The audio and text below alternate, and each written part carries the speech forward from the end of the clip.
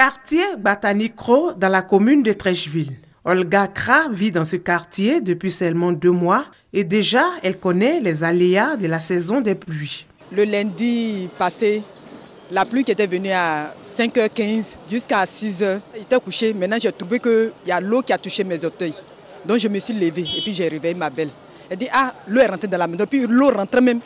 Donc quand on est sorti de la cour était inondée. Pour éviter de tels désagréments, une opération de travaux d'urgence de curage des caniveaux est lancée. Objectif, permettre l'évacuation des eaux de pluie. Le top départ a été donné ce samedi dans les communes de Trècheville, Makori et Koumassi. Une initiative du ministère de la Salubrité urbaine et de l'assainissement. Le gouvernement accompagne cette opération pour que nous puissions accélérer ce processus de libération de tous ces ouvrages afin que cette saison des pluies qui s'annonce difficile, que nous puissions en tout cas la vivre dans de bonnes conditions. Ce que nous souhaitons, c'est qu'il n'y ait pas mort d'homme. Il existe 200 km de réseaux d'assainissement et de drainage. Ces ouvrages ont besoin d'être entretenus. C'est un problème d'incivisme observé au niveau des populations, à travers tous les pneus qu'on retrouvait dans des caniveaux, tous les déchets solides dans les caniveaux, alors que ce n'est pas le lieu indiqué. Les caniveaux sont faits uniquement pour évacuer les eaux de pluie. Donc le message fort à lancer aux populations, c'est de faire en sorte que leurs déchets solides soient conservés à la maison dans des poubelles. Les populations vivant dans les sites à risque ont été invitées à quitter ces zones. Pour les populations qui vivent dans les flancs des collines, qui vivent dans des talwegs, donc dans des bassins d'orage, qu'il faut partir immédiatement. Il faut partir, on nous annonce des pluies, de très fortes pluies. Il faut libérer tous ces espaces. 10 communes du district d'Abidjan et une dizaine de villes de l'intérieur du pays vont connaître cette cure de nettoyage et d'embellissement.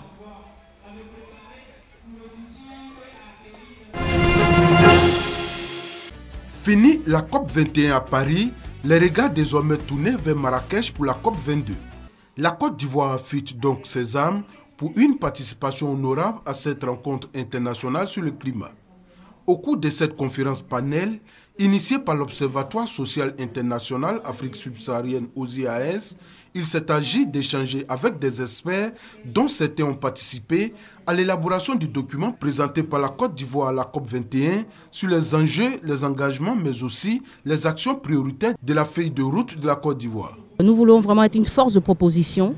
Donc nous avons réuni des experts aujourd'hui qui vont échanger sur la restitution de la COP21, mais également prendre des décisions importantes au niveau de la COP22 pour notre pays et également au niveau de la sous-région. Cette conférence vise à faire connaître aussi les projets que le groupe de travail environnement et développement durable et ses partenaires experts veulent accompagner dans le cadre de la mise en œuvre de la feuille de route de l'accord de Paris pour les 4 prochaines années et après. La COP21, on est parti des besoins de la Côte d'Ivoire et des engagements qu'on a pris.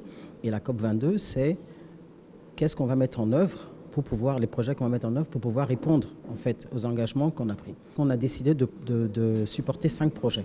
Cette action de l'Observatoire social international OSI s'inscrit dans l'action du gouvernement qui a identifié et veut mener des programmes d'action prioritaires dans les secteurs de l'énergie-transport, de l'agriculture, foresterie, des déchets pour les mises en œuvre.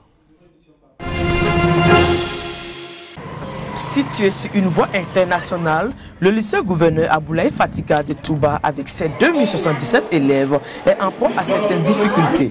Absence de clôture, infrastructures sportives dégradées, manque de personnel. J'ai pas d'adjoint, j'ai pas d'éducateur. Au niveau des enseignants, il y a 14 profs qui manquent.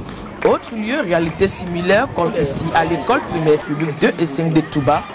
Bâtiments dégradés, absence de clôture, de latrines, de cantines scolaires adéquates. Il n'y a pas de cuisine, il n'y a pas de bâtiment enduit, il ne peut pas avoir de foyer amélioré, puisque ce sont les principes de fonctionnement de la direction de cantine. Ces difficultés de l'école à Touba, chef-lieu de la région du Bafing, sont les mêmes que vivent apprenants et enseignants à Ouanninou. La cour du collège moderne de Ouanninou est traversée par animaux de tout genre. Les élèves n'ont pas d'infrastructures sportives, ils sont en nombre pléthorique Et il manque certains professeurs. Il manque des professeurs d'art pratique. Face à cet état de fait, certains cadres appuient les efforts du gouvernement. Un exemple en la matière, Bamba Azoumana, opérateur économique, il avait déjà offert 300 tablements à la rentrée des classes. Et récemment, il vient de réhabiliter à hauteur de près de 11 millions de francs CFA l'école maternelle de Touba. Il a d'abord réhabilité les sanitaires, il a réhabilité mon logement, il a aussi fait la peinture de toute la clôture et il a en tout cas nettoyé toute la cour. Un geste de solidarité, il invite ses pairs à lui emboîter le pas. Nous essayons de faire le maximum afin que nos enfants aient le minimum pour pouvoir donc assurer la relève. Tout ce que nous faisons, nous essayons de créer la concurrence positive pour inciter donc les autres à faire mieux. Une initiative appréciée et encouragée par autorités administratives, élus et acteurs du système éducatif. Il y a des cadres qui prennent sur eux de faire le premier pas pour les parents. Quand l'école est attrayante par sa structure, par sa vision, ça attire, ça rassure. Ça fait que l'espace de l'école devient comme un temple qui attire les enfants, qui met en confiance les parents. Donc l'école s'enracine durablement et ceux qui y vont n'ont pas peur. Nous essayons de dire merci aux donateurs. Un visage plus reluisant et plus performant de l'école dans le Bafing, les vacances scolaires permettront certainement de faire face aux difficultés majeures.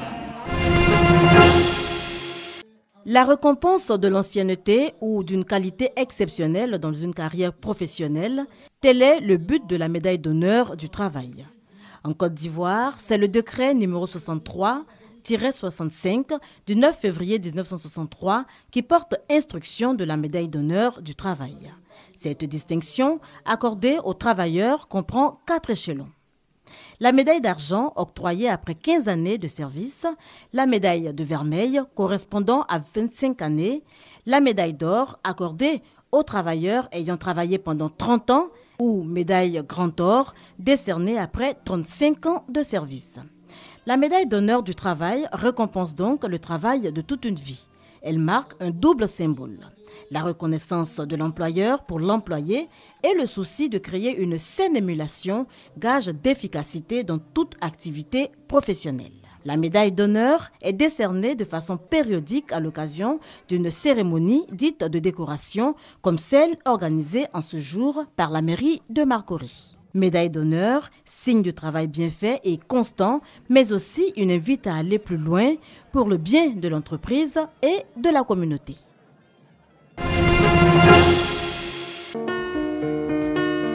La boxe a perdu une légende et le sport une icône. Mohamed Ali a définitivement rangé les gants. Vendredi à Phoenix, dans l'Arizona, à 74 ans. Il a perdu le combat qu'il menait depuis 32 ans contre la maladie de Parkinson.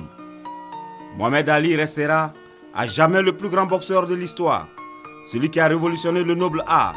3 fois champion du monde, il a ouvert une nouvelle voie à la boxe avec le jeu des jambes, une vitesse de coups combinée à une puissance folle. Sans être un puncheur, il épuisait ses adversaires par des séries de coups précis. Mohamed Ali avait la vitesse d'un léger et la frappe d'un lourd. Ces 3 combats, face au destructeur Joe Frazier et le magnifique KO qu'il a administré à George Foreman, resteront à jamais des moments forts de la boxe. Lors des Jeux Olympiques d'Atlanta en 1996, le comité international olympique l'avait honoré en lui remettant une médaille.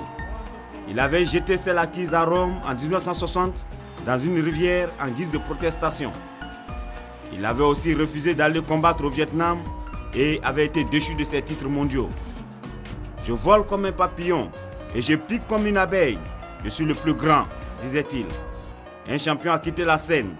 Après 61 combats, 56 victoires, dont 37 avant la limite.